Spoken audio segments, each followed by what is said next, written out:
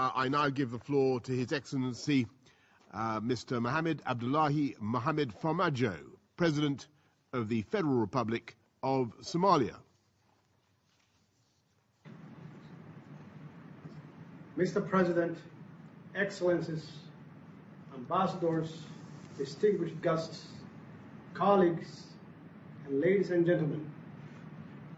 Before I start my speech, I would like to express my deepest sympathy and condolence to the British people and British government for barbaric terrorist attack in London.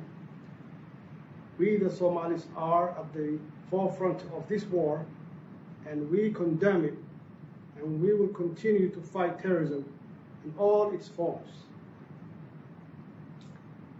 It's a great honor to be addressing the UN Security Council on the important matter of Somalia's progress and remaining challenges today. The UN Security Council, alongside many other partner nations with the UN, have and continue to play a vital role in our national progress alongside our people and government, both multilateral and bilateral. From the offset, I would like to take this opportunity to thank His Excellency Antonio Guterres, the Secretary General, and his delegation, including Stephen O'Brien, the Under-Secretary General and Emergency Relief Coordinator, for visiting Somalia to witness and assess the current acute humanitarian challenges we are facing. I much welcome the statement of His Excellency Michael Keaton, the UN representative in Somalia, and agree that while there are immediate and long-term challenges to overcome, there's also much to be hopeful about as we are making tangible and sustainable progress politically. Mr. President, the progress made in Somalia can be difficult to meet the challenge of drought and humanitarian crisis, both in our country and within the region. But we must not forget it and give way to simply doom and gloom. We in Somalia strongly believe that socioeconomic and political gain must go hand in hand with good governance to achieve sustainable development for all our people. Mr. President, as you know, we just concluded a long and protracted elections that, despite enormous challenges and skepticism, ended peacefully and democratically. On the 22nd of February, I appointed Hassan Ali Khaire as my Prime Minister, and the Federal Parliament endorsed him unanimously.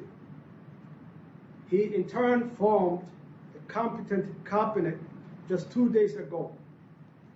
I'm optimistic that Parliament will once again support the new cabinet so we can get to work, starting with tackling the drought that is currently wreaking havoc in our nation.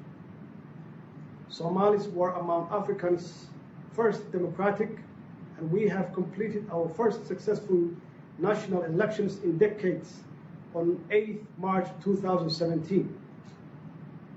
This election saw the incumbent president, His Excellency Hassan Sheikh Mohamud, graciously accept electoral outcome to elect President Mohammed Abdullahi Farmaajo, and his speech to all delegates strongly encourage all Somalis and other stakeholders to work with and support the new administration and under the new president. Mr. President, for the first time in history, we have almost 30% women representation in our parliament.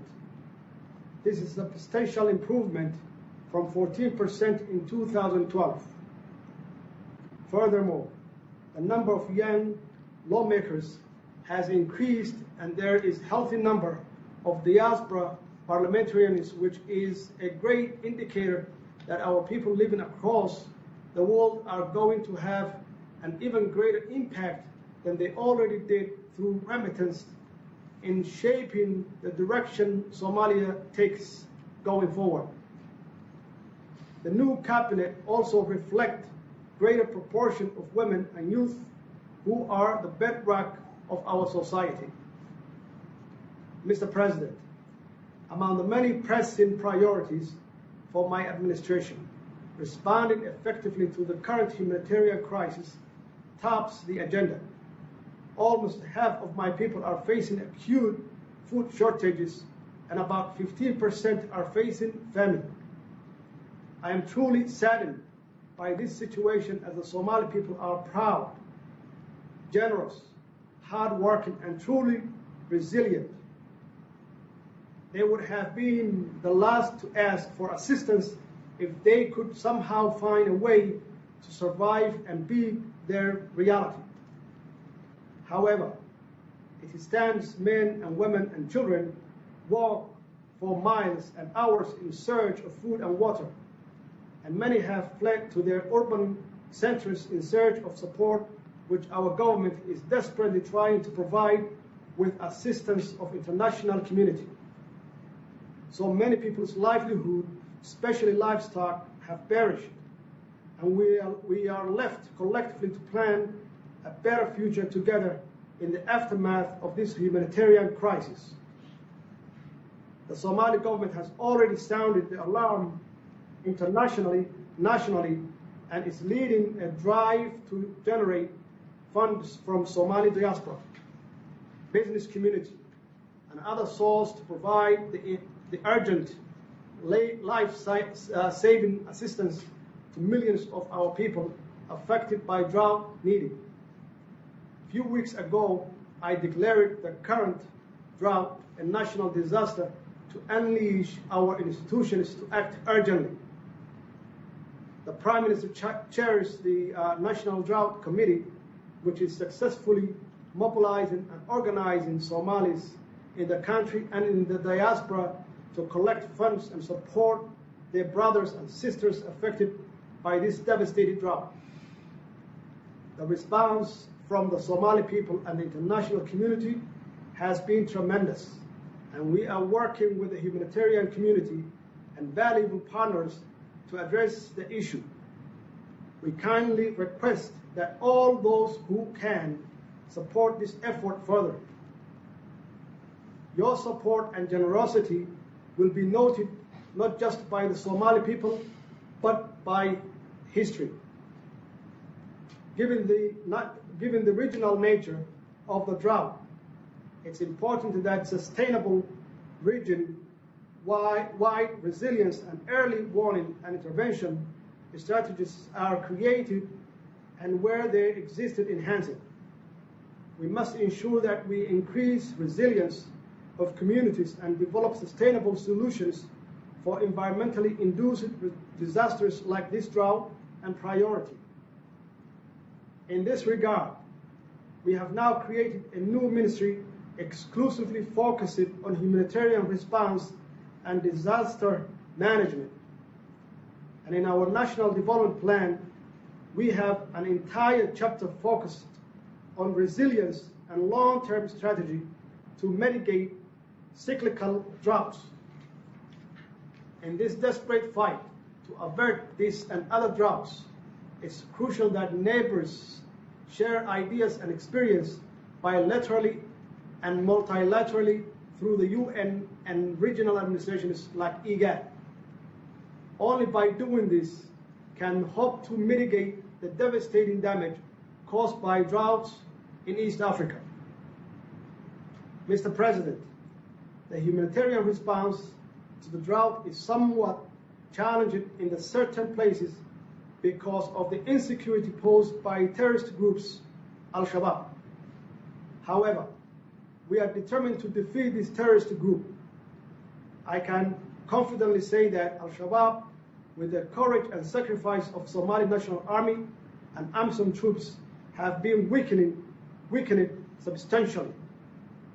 In this fight against Al-Shabaab and international terrorism, We are grateful for the continued support of AMISOM troop contributing countries, valuable international partners, including many members of Security Council, and to the Somali Security Service, who are growing in strength and ability daily. While we are grateful for all the support and sacrifice of AMISOM, we understand that the only way to protect our democracy and development against evil spoilers is to rebuild our national army, police, and other security services. I can assure you today that this is our goal and we will achieve it with your continued support. We are working with our partners to develop a clear roadmap for the reduction of AMISOM forces, all the while we increase both quality and quantity of our security services. In this regard, I would like to ask members of the Security Council to work with us on the roadmap to full lifting of arms embargo. This roadmap will be presented in the upcoming London conference in May. Ladies and gentlemen, and Mr. President, achieving sustainable peace requires more than physical security. We must invest in education, jobs, and skills to overcome the many challenges Somalia faces. This critical component of development must accompany the physical security we seek, otherwise it will prove difficult to overcome the challenges of radicalization, illegal migrations, and other tragedy of wasted talents and lives.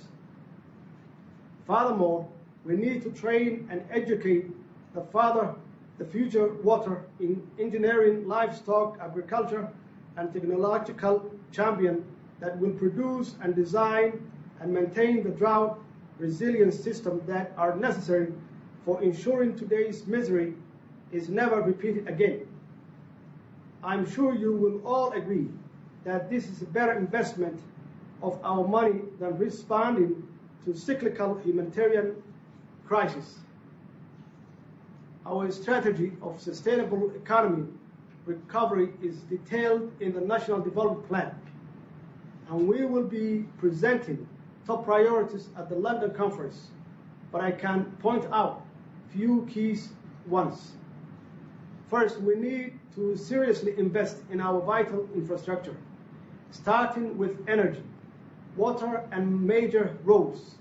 Second, we need to revive key economic engines such as agriculture, livestock, and fisheries.